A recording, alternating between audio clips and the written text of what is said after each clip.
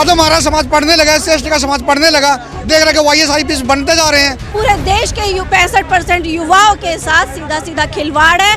लेकिन सरकार ने एक नीति के तहत, साजिश के तहत उसको खत्म किया है और हमारे लोगों को दबाने का काम किया है। जिसके अच्छे लिंक हैं, जिसके राजनीति में बैठे प्रधानमंत्री और मंत्रियों से संबंध हैं, उन लोगों को अपॉइंट किया जा रहा है। तो काबिलियत और क्षमता तो पूरी तरीके से कुचल दिया जा रहा है। बैंकों का निजीकरण कर रहे हैं, यानी आर्थिक मुद्दे पर भी हमको कमजोर किया जा रहा है, क्योंकि निजीकरण से भी हमारा आरक्षण समाप्त हो जाता है।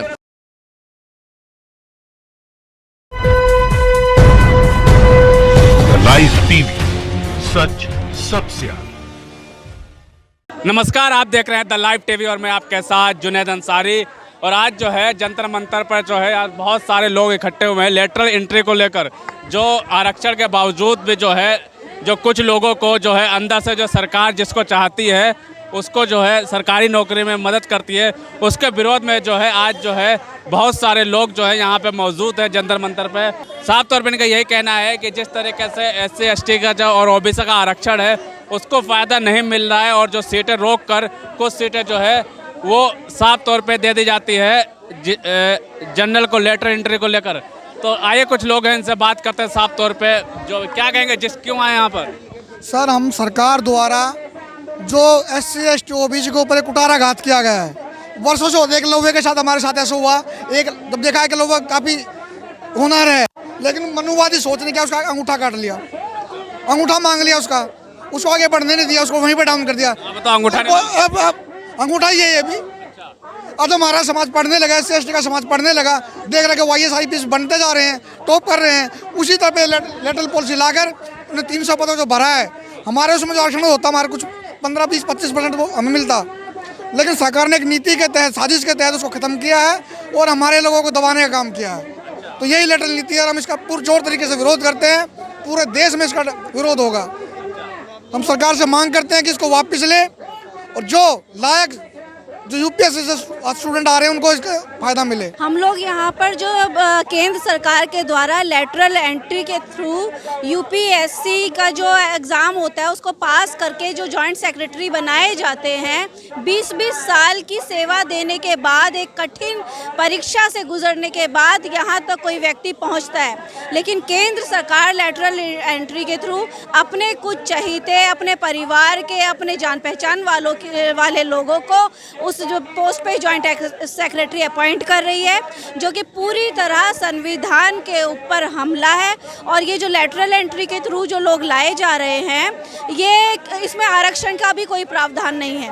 तो ये आरक्षण को खत्म करने का भी एक ये षड्यंत्र है, जिसके लिए यहाँ मिशन जय भीम और बहुजन समाज पूरी तरीके से विरोध करने के लिए यहाँ पर लगता है कि आरक्षण खत्म हो जाएगा, क्योंकि इसमें जो लेटरल एंट्री के थ्रू ये जो किया जा रहा है, ज्वाइनिंग कराई जा रही है, इसमें तो है ही नहीं कुछ आरक्षण का प्रावधान। एक तो ये नहीं है और दूसरा जिनको भी लाया जा रहा है वो किसी काबिलियत के उस पर नहीं लाया जा रहा।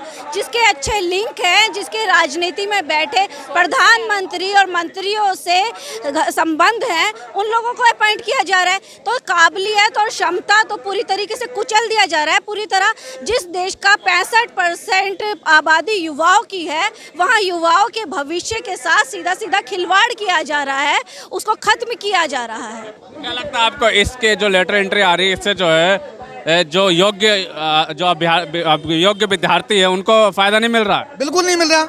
जो आदमी UPSC का टेस्ट एग्जाम नहीं कंडक्ट बैठ नहीं रहा है, वो कैसे योग्य माना जाएगा? उसकी योग्यता कैसे सिद्ध होगी? लेकिन जो लोगों को मिले एडमिशन वो तो बैठे थे ना एग्जाम में। नहीं, ये क्या है ना, सरकार इस चीज़ को नकारना चाहती है कि जो टेस्ट देगा UPSC का, वो जो SC/ST OBC जो और के लोग हैं, जो स्टूडेंट्स हैं, वो आज टॉप करने लगे हैं। तो इससे घबरा गए हैं ये लोग, मनुवादी लोग जो हैं, और उसी को ये ख़त्म करना चाहते हैं और बैकडोर एंट्री से लेके आते हैं। अभी देखिए RBI का गवर्नर शशिकांत, वो किस फील्ड से है आप बताएं? वो हिस्ट्री से हैं। उसका क्या लेना देना है? अर्थशास्त्री चाहिए वहाँ पे, तो जो नीतियाँ बनेगी वो अर्थशास्त्री होगा तो वो बनाएगा। लेकिन यहाँ पे उल्टा हो रहा है इस देश में। अभी कोई रेलवे का एक्सीडेंट हो जाता है, वहाँ पे पीयूष गोयल हैं उसके मंत्री, लेकिन वहाँ पे आकर के वक्तव्य कौन देता है? कोई और मंत्री आकर के देता है। तो ये विडंबना है बड़ी इस देश की कि हमें इस सरकार को झेलना पड़ रहा है। जो ये तो हम लोगों को आंदोलन जीवी बोलते हैं, ये पैरासाइट है, ये दूसरों के ऊपर जीवित है। एक पूरा समाज तो पूरी तरह से ही पैरासाइट है, जो वो ये कानून बनाने के चक्कर में लगे। तो आप ये देखो ना, जो बच्चे रात दिन पढ़ रहे हैं और कहाँ से कोचिंग कर रहे हैं, रात दिन एक कर रहे हैं, वो पागल बैठे हैं क्या?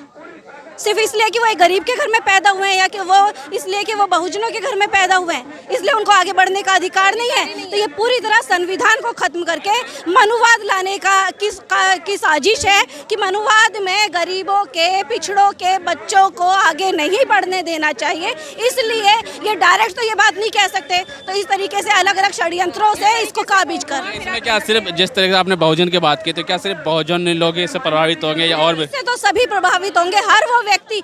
कुछ चुनिंदा लोग जिनके राजनीतिक पार्टियों में बैठे बड़े बड़े मंत्रियों से और इंडस्ट्रियलिस्ट से संबंध हैं, उनको छोड़ के पूरा देश प्रभावित होगा। इसीलिए तो हम कह रहे हैं कि पूरे देश के 65% युवाओं के साथ सीधा सीधा खिलवाड़ है, उन लोगों के साथ खिलवाड़ है जो 20-20 साल, 25-25 साल से यूपीएससी का एग्ज़ाम देने के बाद देश को सेवा दे रहे हैं। उनको वहाँ पहुँचाने की बजाय पीछे चोर दरवाजे से नए लोगों को उसमें भर्ती किया जा रहा है। साफ तौर पे अब मैं चारों तरफ कहूँगा, दिखाएं एक बार कि जिस तरीके से सारे लोग जो है यहाँ प्रदर्शन कर रहे हैं, और साफ तौर पर इनका यही कहना है कि जो लेटर एंट्री जो है, और जिस तरीके से लोगों को जो जान पहचान है, जो राजनीतिक में उठक बैठक है, जो सत्ताधारी पार्टी है कि जो जान पहचान के लोग हैं, उनको एंट्री की जा रही है बड़े बड़े पोस्टों पे। और जो लोग पढ़ने लिखने वाले हैं, जो गरीब के बच्चे हैं, जो लगातार पढ़ रहे हैं, उनको एंट्री नहीं मिल रही है। ये इस विरोध में आए हैं कि लेटर एंट्री को ख़त्म करें। क्या कहेंगे आप? देखिए, हमारा कहना ये है कि देश संविधान से चलना चाहिए।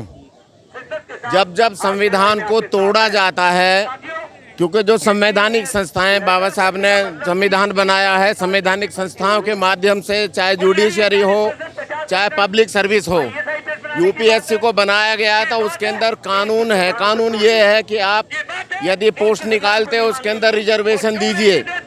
और आज हो क्या रहा है, जब से ये केंद्र के अंदर ये सरकार आई है, इसने SC ST OBC का रिजर्वेशन समाप्त करने के लिए नए तरीके निकाल लिए हैं।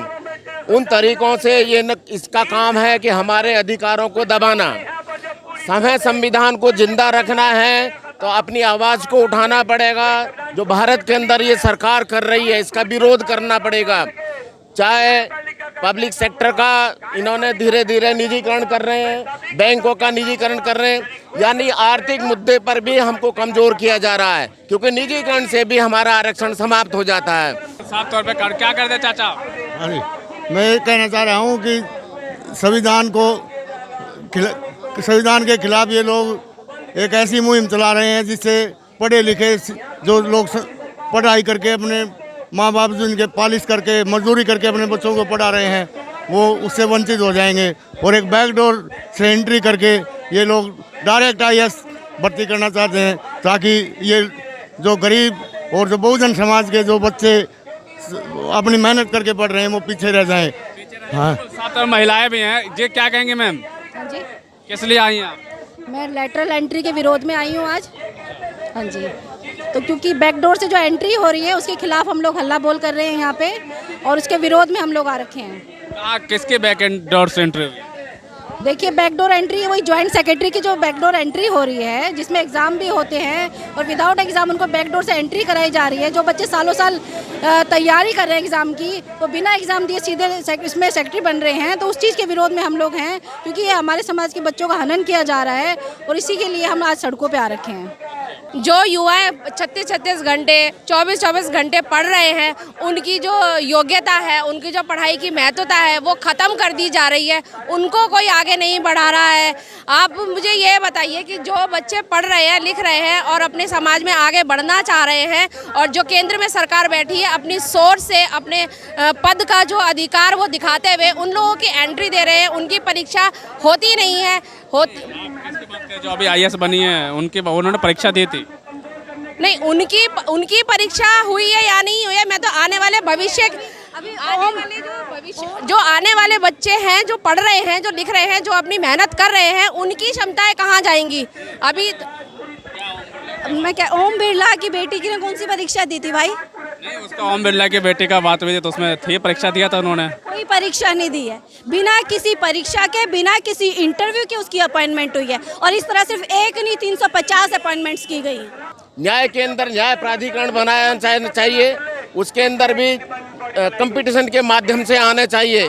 क्योंकि होता क्या है, आज ये जिस बात को, जो गलत नीति को लागू कर देते हैं, कल न्यायालय में भी जाकर ये अपना बात को सिद्ध कर देते हैं, वहाँ भी वही मनुवादी मानसिकता के लोग बैठे हैं। तौर पे जो यहाँ पे आप पूरे तस्वीर देख रहे हैं, लोग आ चुके हैं, उनका यही कहना है कि साफ तौर पे जिस तरीके से जो ये लेटर एंट्री हो रही है और जो प्राइवेटीकरण है और जो जिस तरीके से प्राइवेट कर करके जो है लोगों को जो आरक्षण है वो ख़त्म कर दिया जा रहा है, तो उसके विरोध में जो आज यहाँ पे सड़कों पर लोग उतरे हैं। जिस तरीके से प्रधानमंत्री ने कहा था कि आंदोलन जीवी, तो यहाँ पे एक और आंदोलन जीवी जो है यहाँ पे आपको दिखाना चाहूँगा कि हर वर्ग के लोग यहाँ पे वकील हैं और कुछ प्रोफेसर भी हैं, सब लोग जो है आज फिर जंतर मंतर पहुँचे हैं और एक नई आंदोलन जीवी जो है यहाँ पर आए हैं आरक्षण को लेकर, लेटर एंट्री के विरोध में। साफ तौर पर इनका सरकार को यही कहना है कि ये जो लोग हैं जिसकी जान पहचान है उनकी एंट्री हो जाती है और इसमें जो है जिनका असली हक है उनका हक छीना जा रहा है। लाइव टीवी, सच सबसे आगे।